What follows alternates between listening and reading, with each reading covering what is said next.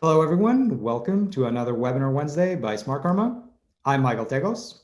Today, I have the pleasure of welcoming Sumeet Singh, Head of IPOs at Aequitas Research, who will help us get an overview of equity capital markets activity during the busy time of the first half of 2021, and then take us through the second half IPO pipeline. I will let Sumeet himself tell you more about Aequitas in a moment. First up, some quick housekeeping. As always, please feel free to send in any questions you have for Sumeet through the throughout the webinar using the Q&A button on your Zoom app. We will do our best to get to them during the Q&A section at the end. And please do not reshare the contents of this webinar without express permission. We will have a recording available on the registration page afterwards. With that out of the way, Sumeet, thank you very much for being with us today. Everybody, I'm sure, is eager to hear from you, so the floor is yours. Thank you, Michael, and thank you for having me. And thanks to everybody who's listening in. The topic for today's webinar is upcoming IPOs, but before I kind of jump into the topic, I want to cover two things. The first one is I'll give you a little bit of an introduction about Aequitas, who we are, what we do. And then I'll spend a couple of minutes talking about what has already happened in 2021 before I kind of move on to what we can expect or a couple of deals that we like for the rest of the year. So a quick introduction to Aequitas. We are a team of 4 equity research analysts. We're based out of Singapore and Shanghai. Most of us come from a sell-side equity research background. We have over 40 years of experience between us. What do we cover? We cover all IPOs and placements in emerging and developed Asia. So we cover all deals with the minimum deal size of at least $100 million, all the way from India to Australia, Japan. We don't cover frontier markets like Vietnam, Bangladesh, etc.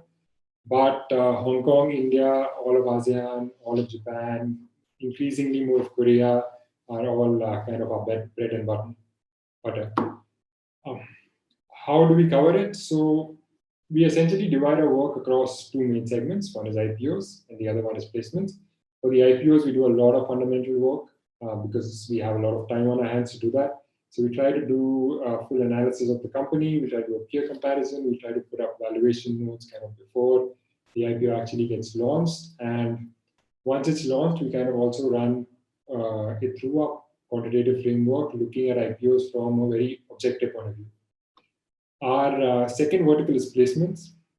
What we do over there is a lot more quant-driven and a lot less fundamental-driven. The primary reason for that is timing, obviously, because we try to write from the time the deal is launched to publishing. We try to do it within a period of 90 minutes. So it's the window to write is a lot tighter than what it is for IPOs. The content that we cover, as I mentioned, we write a lot of the stuff before trading, and then we kind of also cover some of the IPOs, especially the bigger ones, post-listing as well. And then we cover up some events after the listing happens, like lock-up expiry and some placements that follow on. What have we done so far? So we kind of started doing this in September 2014. Earlier, we used to be a part of the Smartkarma content team. We stayed there till about 2018 when we kind of spun out into our own independent firm, which is now called Aequitas Research, and it's owned by the analysts themselves. So far, over the past 5 years, we've covered a total of 600 IPOs. Our hit rate for those IPOs is about 74% across geographies. This is everything that we've covered in Asia and China area so far. On the placement side, we've covered about 758 placements. And our hit rate over there is a little bit lower, towards 67%. What we provide essentially is independent analysis. And the reason I can say we are independent is because of the last column that you see on the slide on the right-hand side. So historically, we've rated about 63% of the IPOs that we've covered as avoid, as in we've told our clients not to take part in those IPOs. It's changed over the last 2 years, but as you can see, the ratio overall is still very high. So that way, we are independent from the kind of research that you get from the sell-side banks that cover the deal. On the placement side, we're a lot more positive. We only said avoid for about 25% of the deals. I won't go into the nitty-gritties of why that is so, but as our hit rate says, it's probably kind of the right decision to be more positive on placements. That's about us. I'll now talk a little bit about what has happened in the year so far. It's been a very busy year, as all of you probably know. And as you've been seeing the headlines with multiple IPOs coming in. But if you actually look at this chart on the slide, we as a team have covered about 61 IPOs this year. So if I project it on the chart, which you can see on the left-hand side of the slide, Aequitas IPO performance, it doesn't look like it's a very, very busy year so far. But what the chart doesn't say is that at the same time in 2020, we covered only about 38 deals, which is like 60% of what we've done. And in 2019, we covered about 50 deals, which is again less than 2021.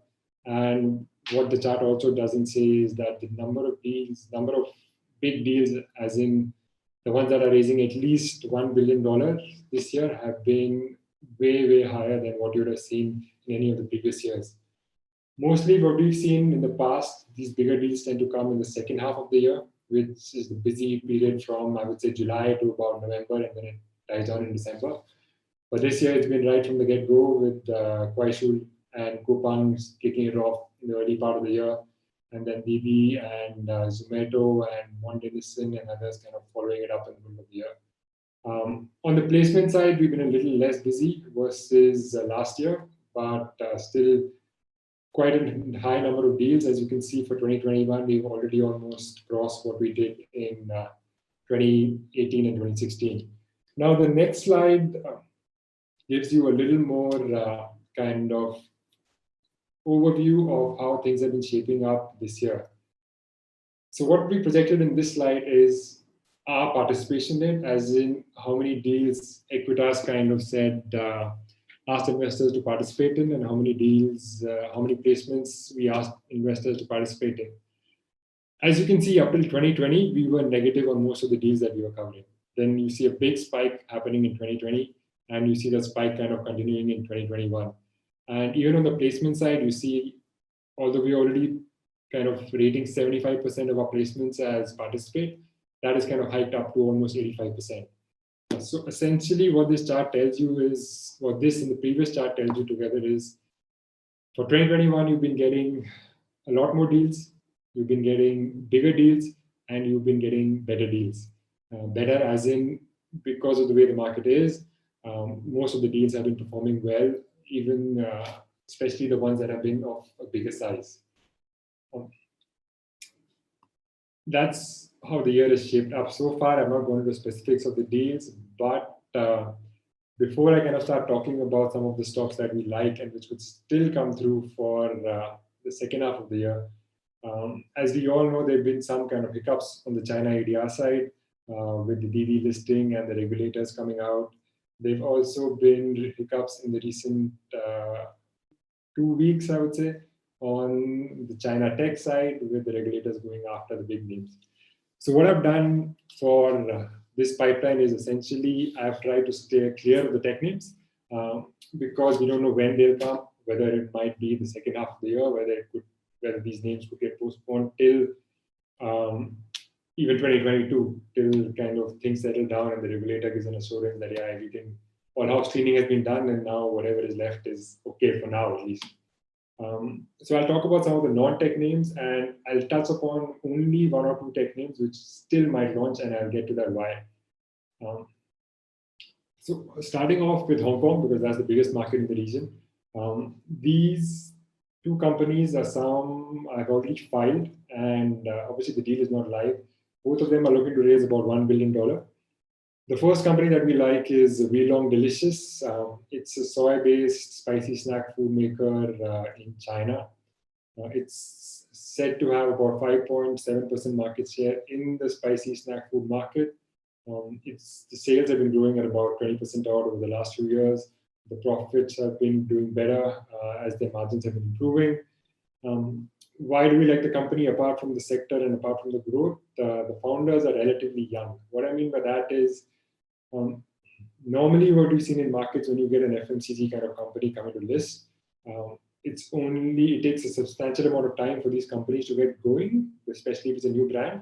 So by the time they're listing, the founders are already like 50, 60 years old, and they've kind of handed over the reins to maybe a professional CEO or maybe even the second generation. But in this case, the founders have been doing it since they were 20 years old. These guys are still in their early 40s. They're pretty much running the company, which essentially means they're going to be around for another 20 years. In most cases, founder-led companies are a little more aggressive and do kind of better than professional companies. In my opinion, it's a contestable topic, but I would say they do. So what they've also been doing is they've also been trying to expand on the back of the success in the spicy snack market. They've been expanding into the vegetable and other bean-based markets as well. So it's a company that's growing one brand and kind of going across different segments and trying to grow other brands as well. What we don't like about it, for every deal, I'm going to mention some points that we don't like. So what we don't like about this particular deal is, even though they say they have a 5.7% market share, the industry itself is highly fragmented. So if you see the industry market share, they'll probably be below 1%. The other thing that is a little bit of a, I wouldn't say a concern, but a little bit little thing that one needs to be aware of is that the company undertook a pre-IPO round in April 21. It was led by a group of investors, including Hillhouse, Tencent, Sequoia, and the valuation at that time was pegged at valuations that were similar to non-food Spring, so it was pretty high. And I think that is what is kind of holding the deal back, because they already pegged the valuation to a high multiple. But otherwise, the deal looks good to us. As you can see, for the past couple of days, what has happened in the market, companies like non-food Spring have not suffered as much as some of the other names. For that reason, it's relatively resilient. And it could come through over the next 1 or 2 months. The other company that we really like is Microport Medbot. Now, this company designs, develops, and commercializes surgical robots. It's in pre-revenue stage. They don't make any money. They are mainly concentrating on 2 products. One is a laparoscopic surgical robot. The other one is an orthopedic surgical robot. Both the products are near the registration approval stage. The orthopedic one is still doing phase 3. The laparoscopic one has already kind of passed the phase 3 trial. Why do we like it? Apart from the segment itself has a very good growth rate. In terms of competition, there's only one major global player, which is Intuitive Surgical. It's listed in the US and it has a market cap of about $100 billion. They sell their robot, which is called Da Vinci system, for $2 million a piece, initial setup cost, and then they have recurring revenue from all the disposables linked to the surgical robot. So what essentially that means is, if Microport Medbot manages to get things right, which it will be aided by its parent, which is Microport, which is essentially listed in Hong Kong and is in the medical devices segment, they could undercut Intuitive, at least on pricing terms, within China, and it might even be able to go outside of China if things work out. Obviously, still pre-revenue stage, very early days, but because they have a backing from Microport, it kind of seems credible. It seems like the company can actually make it work with the trials done. Having said all of that, if I remember correctly, as per the company itself, there were only about 189 surgeries done using robots in China last year. So the sector is almost non-existent. So the entire sector will take a little amount of time to kind of grow. It's not something that as soon as they get approval, they're going to start clocking 100 million, 200 million, or $500 million of revenue in the first year. It's going to be very slow and steady. It's like a multi-year stock, which if they get things right, it should put them in a very good place. Now, the next deal that I'm going to kind of talk about again in Hong Kong is an A2S listing, China Tourism Group. We wrote about it a couple of days ago. Now, technically, we don't consider this to be an IPO because the A shares, as you can see, are already listed. But given that the deal size is going to be anywhere from 5 to 10 billion, most probably is going to be in the range of 6 to 7 billion, we cannot not talk about it. So that's the reason it's there. The other reason is it's owned by the Chinese government. It has 90% market share in the duty-free segment in China. So if you're thinking about regulation and regulatory action, so far the regulatory action has worked in their favor because of the government ownership.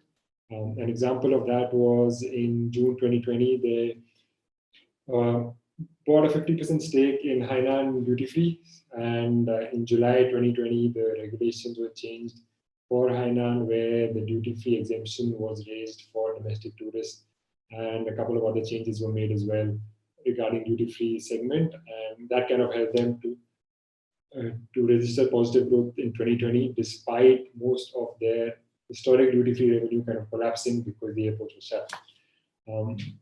The stock is in a good place because of the regulatory backdrop, because of the China tourism whole multi-year growth story. And post-listing, it's going to be sitting on around $9 billion of cash. The question we've been asked is, what is it going to do with so much cash? Because they generate a whole lot of cash flow, they don't actually need it. So most probably, our guess would be they would acquire some assets overseas, where maybe in some areas which are popular with Chinese tourists already, and they kind of try to diversify from there. So it's a good deal to kind of keep an eye on and watch out what happens. Obviously, it won't be like an IPO; it's not going to pop 50-60%. But given the size of the deal, most investors will be able to get a decent amount of allocation in it. So definitely one on our radar. The next one I'll talk about is a much smaller deal, quite a contrast to the $7 billion. It's probably going to be around $200 to $300 million deal. It's called APM Monaco. The reason we talk about it is because the brand has been around for about 30 years. It was started in Europe. It's owned by a European family, but it's headquartered in Hong Kong. Its sales, even in 2020, it managed to grow its sales because of its exposure to China. It gets about 60-70% of its sales from China. So they've been doing pretty well. PATMI was down, but the company itself, the sales were okay. It's backed by TPG and is family owned. So that way, you don't see any corporate governance issues or any other issues in the stock as such. Having said all of that, it's a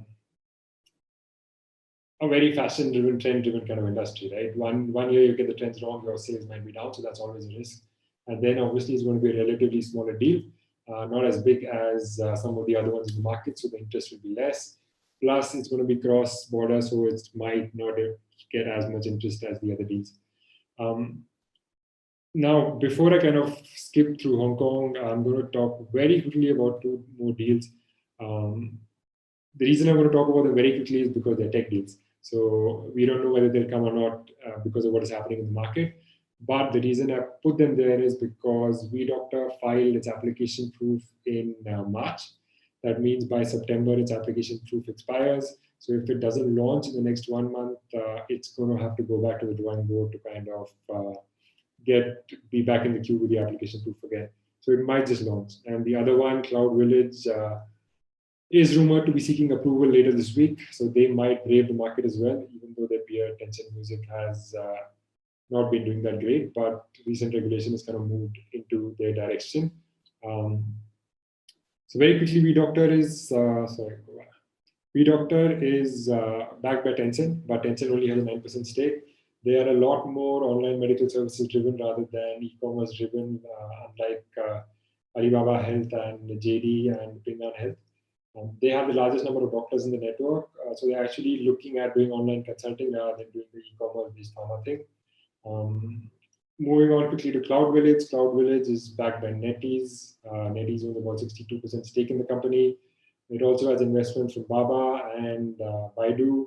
It's the second largest player after Tencent Music, but we've all seen what happened to Tencent Music over the past 1 week because of the regulatory news that it can't exclusively license its content. And that kind of plays positively for this stock. But having said all of that, so far Cloud Village has not managed to make a positive gross profit.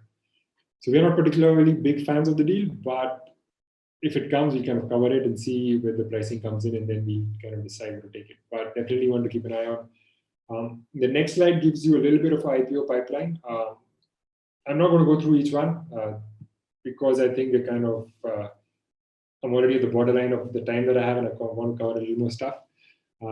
So on the left-hand side, you see the deals that I've already filed. There are still quite a few in the pipeline, about $1 billion. We've not even put in the smaller deals, which are less than $500 million.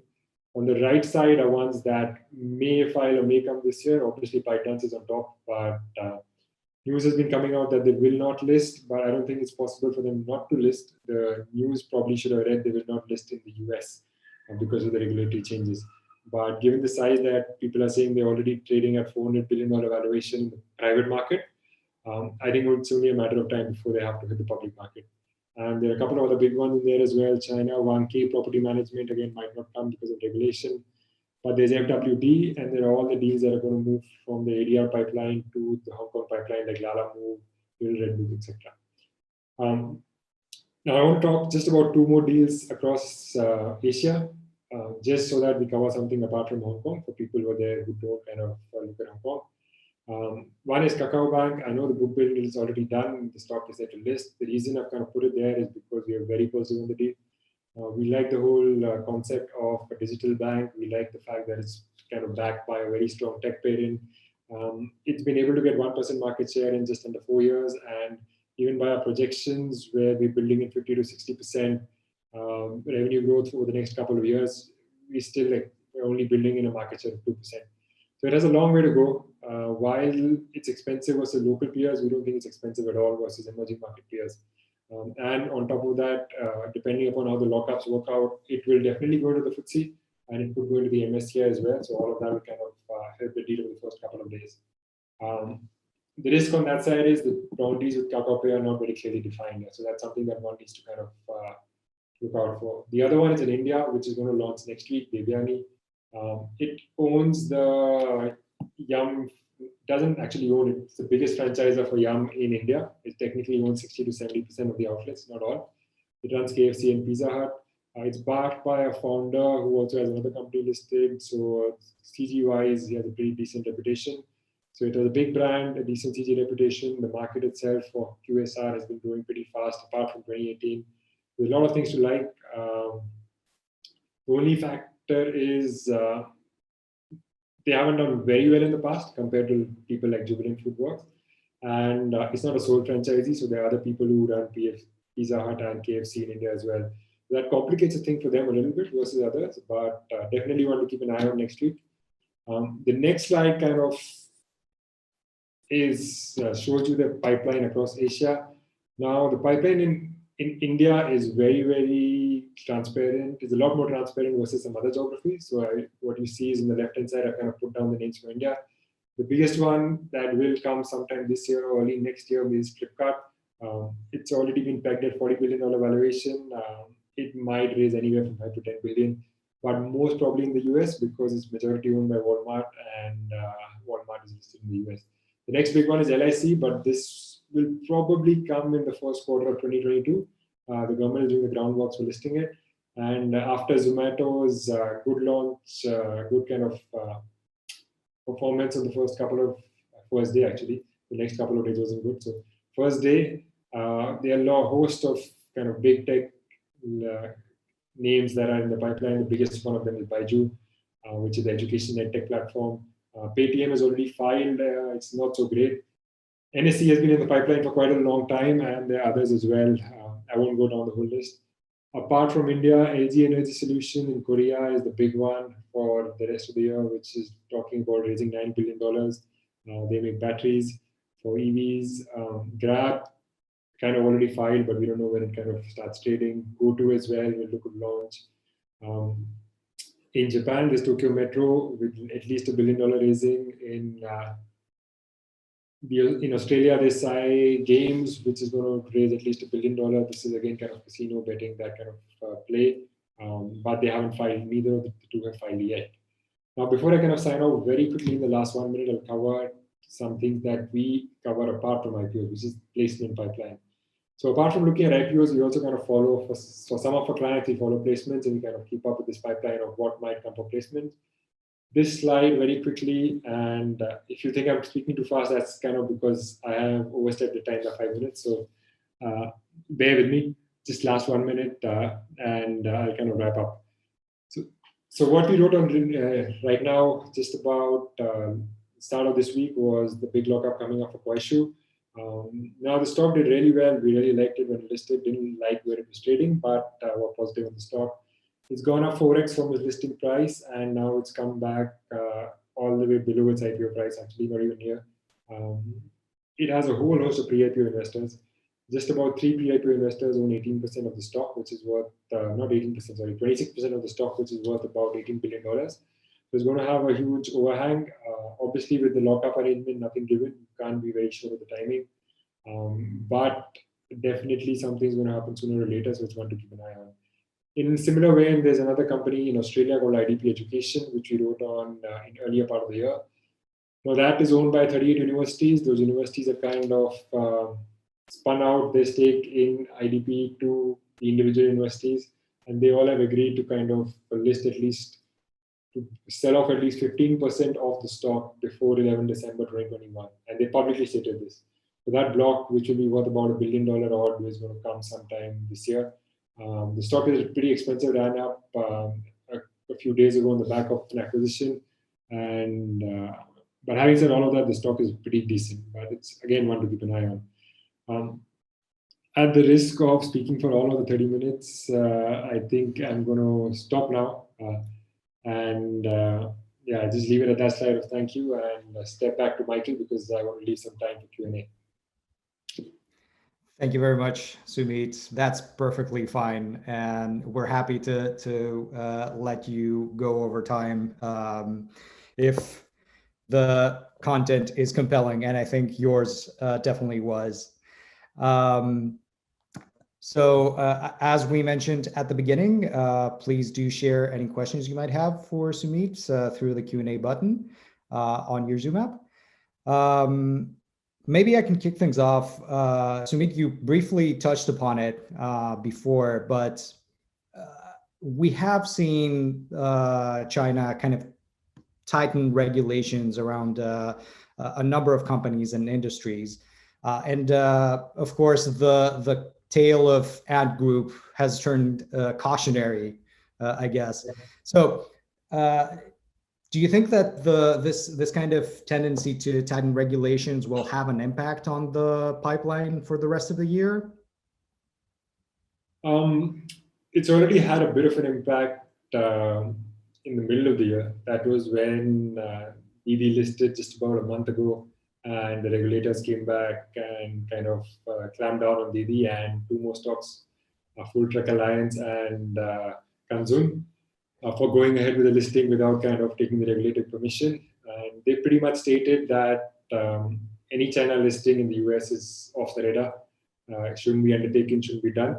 And so you had this whole pipeline of companies that are looking to list in the US, like Lala Move and Little Red Book and Hello Bike and Simalia FM. I think the pipeline there itself was like 10, 15 companies. All of them are now in the process of moving to Hong Kong. Now that takes time. So you've gone from literally being on the verge of listing to going back 6 months. That's one that's happened. The second thing is what you've seen over the last 2 weeks in the education space. All the education IPOs are withdrawn basically because they can't list. They're not allowed to take foreign investors. This other thing that has happened is they've also clamped down kind of on the property management companies. So there were a couple of big property management firms like China Vanke Property Management and a few more which were looking to list. They'll have to wait. Then obviously there's the tech clampdown, which from what you read yesterday kind of encompasses Tencent as well. So now if you've covered Tencent and you've covered Alibaba and you've gone after Meituan with the drivers, you essentially said no one is off the radar. So that's obviously going to have an impact on the pipeline. I mean, I would be naive of me to say it won't. But again, markets, as you know, bounce back pretty quickly. So once things settle down, which from what I'm reading today, already the state media started saying that, you know, everything is not lost, and it's not that you need to sell off everything and the kind of moving into the market. Once you have 1 or 2 weeks of kind of relatively quiet, once you have maybe a period where nothing happens, then you have 1 or 2 odd deals which come, which get done, which do okay, then kind of the market opens up again for the others. Now the regulators have already said the deals that come in Hong Kong will not be scrutinized as heavily as the deals that go for ADR, so that's anyways a positive. But yeah, the pipeline for now, immediate future doesn't look very, very thick. But as I've been saying that, again, there was news today about 2 or 3 more companies looking to kind of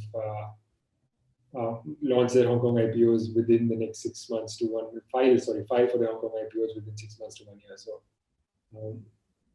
if you think about it, they don't have too many places to go because ADR is shut and Shanghai is shut and Shenzhen is shut. So they have to come to the market. It's just a question of when. What about ADRs? There seems to be a negative trend there as well. What's your view on those? So I wrote about it a couple of days, almost I think at the start of the month. So yeah, quite a few days ago. Our view is the ADR market is effectively shut for any tech companies. Anyone who has user data, because the regulators have said if you have more than 1 million kind of users, you have to come and take approval from CAC before you look to list overseas specifically.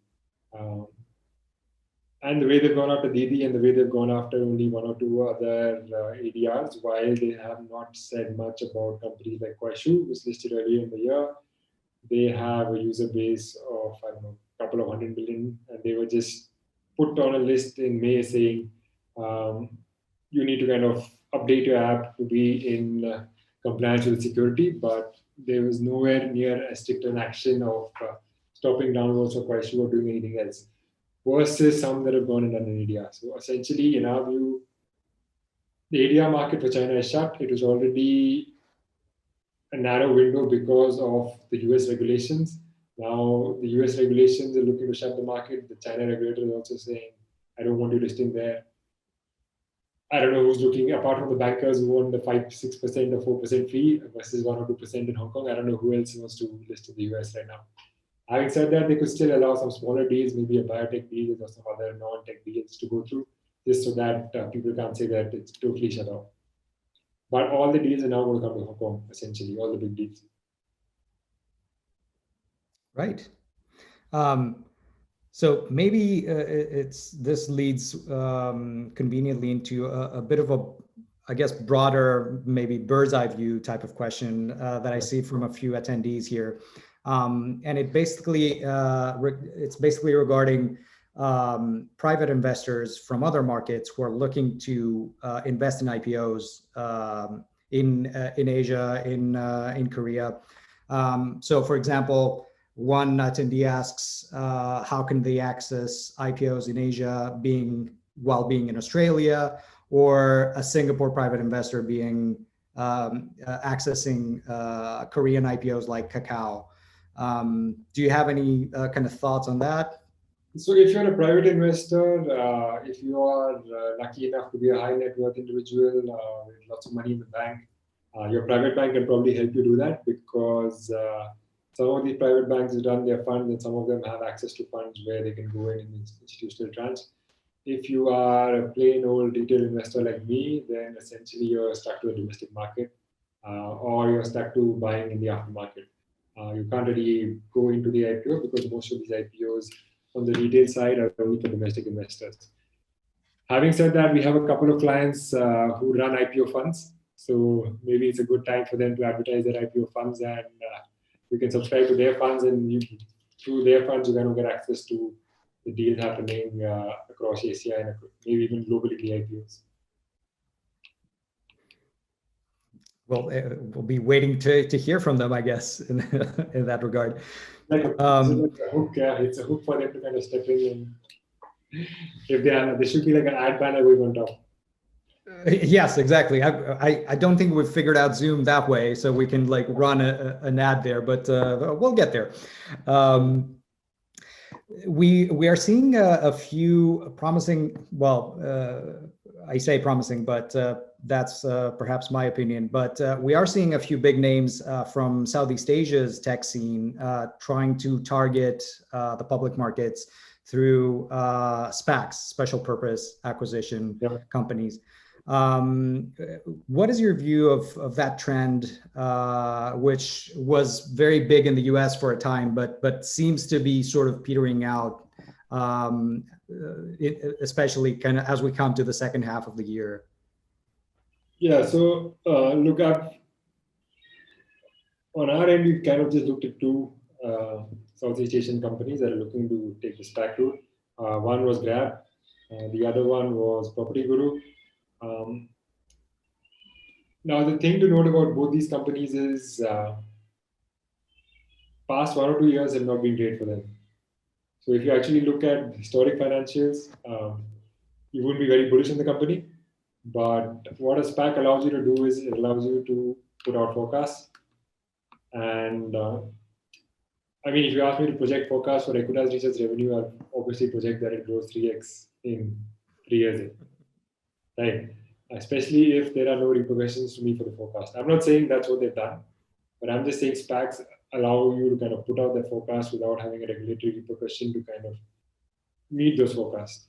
So some companies find that a lot more beneficial rather than going into the IPO just giving historic numbers, especially when you've not had a very great past 1-2 years, and then trying to list, because obviously investors are going to then put on their own forecasts and ask you for valuation depending upon what investors think the forecast is.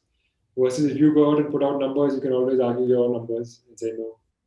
Because technically, if you go for an IPO, you're not allowed to, even though the banks put out numbers which are guided by the companies, but technically the company is not allowed to put out numbers.